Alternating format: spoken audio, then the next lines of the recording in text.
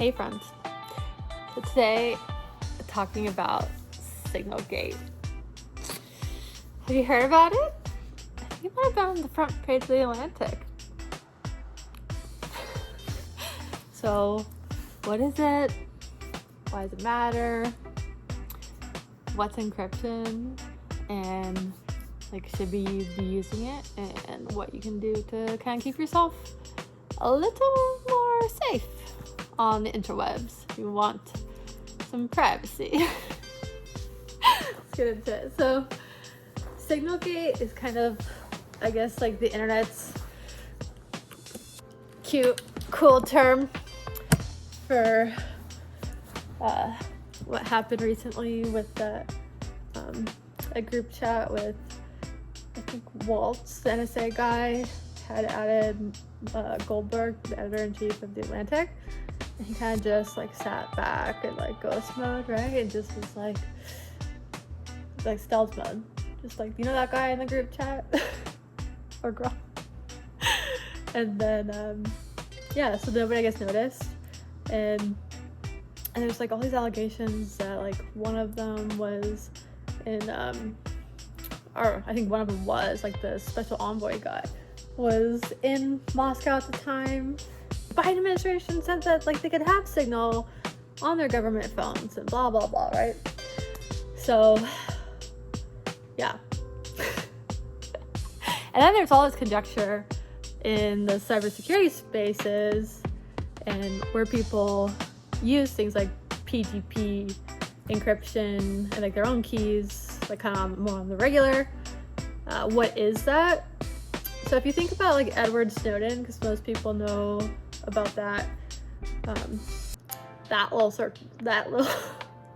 guy, that little circumstance, right? And how he was messaging with a reporter that he had trusted, and how he did that without, he did that by giving the reporter, his PGP encryption, his public key. And so what that means, encryption is just scrambling, right? If you take all the ingredients, you mix it up, right? And so the message, you write the message, and the encryption, classic cryptography, right? Scrambles it, sends it through the airwaves, lands on your user's thing, and then if they have your key, it takes all the scrambly mess, and it says, oh, okay, this A goes over here, this B goes over here, right? And it pieces it back together. And so Signal is a great application to use for that. I use it. If you caught my article or my Toast versus Spy video, that's one of the tips I say to use. It's one of the better platforms. A bunch of people, some of my colleagues here use it. I think the MIT crew uses it. Lots of people use it. The Biden administration, I guess, was using it. But guess what? I have a secret for you. It's tech. You know what that means? Tech can always be beaten by tech.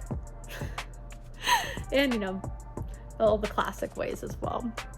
And that's kind of where, in some circles and stuff, this gets kind of spicy. Whether or not this is Watergate and the special groups and the Houthi targets in Yemen, and the Israelis being all upset and military, that's above my pay grade. I don't know. I couldn't say whether or not it's a Watergate, SignalGate level leak or whatever. I don't know, right? I'm not. I mean, if you compared it to Watergate, maybe you could probably figure that out. But to come to the use of Signal and encryption and stuff, and some of the debates I've been having, because some people are it can't be beat, right? My ex actually the year before we separated, it's 3 years ago, he wanted us to start using it. I didn't know why. At the time, I wasn't really that techie at the time. I've been learning, and I'm a researcher. That's what I do. when things are, you know, hurting you, your kids, whatever, figure it out, right? We're Americans, that's what we do. But it's a great application for like secure communication. And then you can think like, well, there's WhatsApp that's encrypted, blah, blah, blah. WhatsApp, it does have encryption. It's not like end-to-end encryption, like through the and the problem with WhatsApp, at least for me, is like everyone else uses it. And it's not like I want to be unique or whatever. It's like, just like cell phones, like you guys, the public, everyone loves their cell phones. I get it. They're small, like it's like a supercomputer you can put in your pocket, right? And so all like the malware, the rootkits, the keyloggers, you know, everything gets adapted in the most common like stuff that people use and they write scripts for and stuff. Because it's really expensive to do that if you're going to be whaling or phishing or spear phishing. And that means, phishing, I think most people know what that means, kind of like sending out blanket large like emails. Spear phishing is when you're going after a single person, since I know who's doing it to me, right? It's been happening for a long time, like long before I even realized it. It's like, and they're targeting one fish, right? And then whaling attack means like they're hitting you from all different angles, like a network plus like the SMS, plus phone calls, plus email links, plus, you know, whaling attacks. Now you know. I hope you never really do though, because it sucks. But yeah.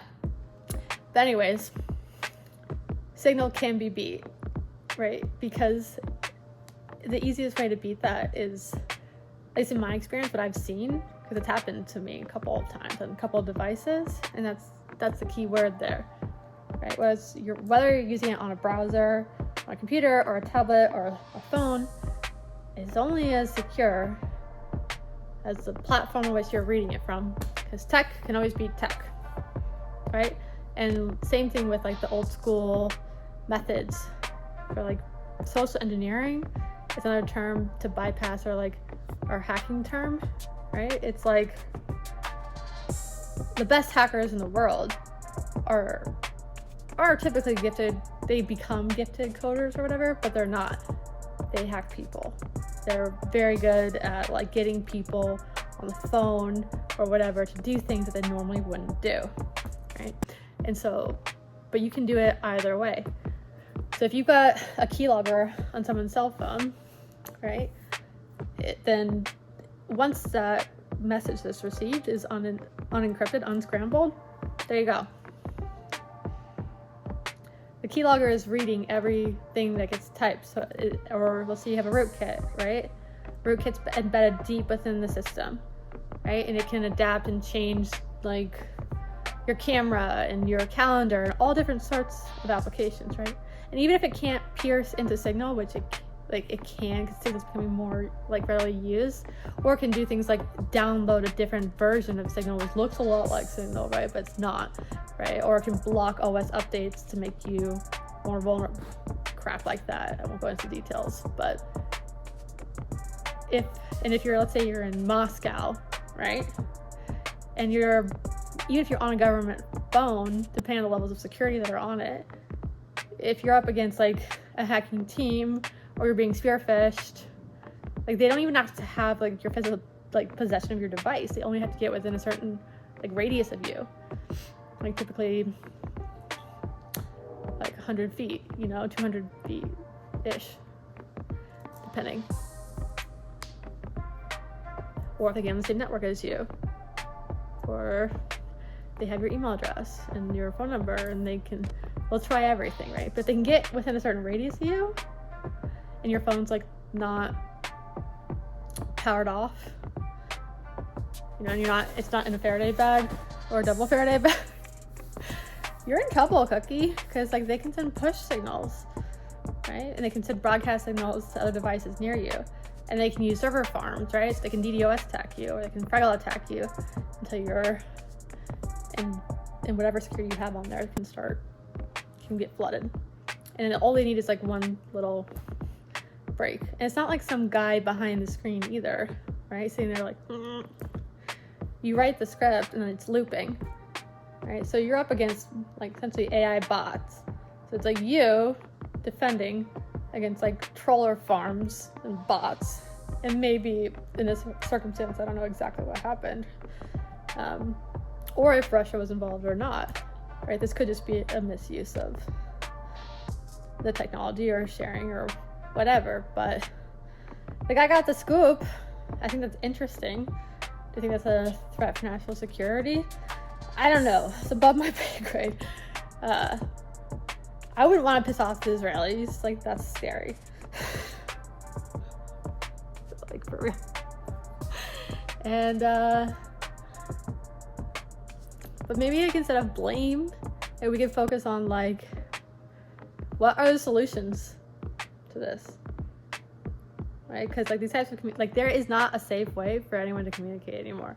Unless you're using skiff rooms or your contact, like, through embassies, you know, or your, I mean, even if someone who doesn't know, isn't like really tech literate or trained on it, like messes with your PGP or their phone is messed up, right? You're toast. So is it back to carrier pigeon days or like, I've thought about that actually a lot. Like ravens. And like how they used to use them, and how we use like, I'm thinking about like AI denoising and like using like cheap ones, but the risk, some work I was doing in some high conflict zone areas, and there's this cool guy out in California who came up with this way of using cheap drones to do AI denoising, so that we could like for humanitarian work, like instead of like sending out data collectors or like aid work or whatever, or needing to like know where resources are, like we could send out armies of drones, right, that we don't have to worry about getting back, and they're really low budget, so it doesn't matter. But the drones are cheap because they're not military, they're doing humanitarian aid work, right? And you're working in zones that don't have GPS working and stuff like that, so you're gonna have to do live feed. Yeah, could be cool, but you have the risk of like autonomous flight, right? So we've had this argument about ravens.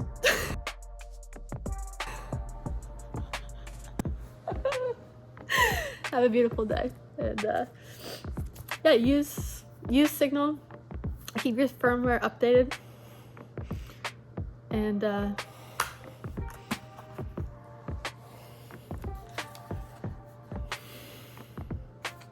tools. Scanners, check your hotel rooms, check your car, like GPS and shit. Carry things like this around, flash drives, with what OS you have on it, or not OS, if you've got Linux on it, or Ubuntu, or whatever you're using. That way you can just plug into anywhere. You got encryption already on here. Worst case scenario, shit like this. That's all I'll say. But like, if you have to live in the digital divide, know that your technology cannot be relied on. That's all I'm saying. Back to the basics, baby.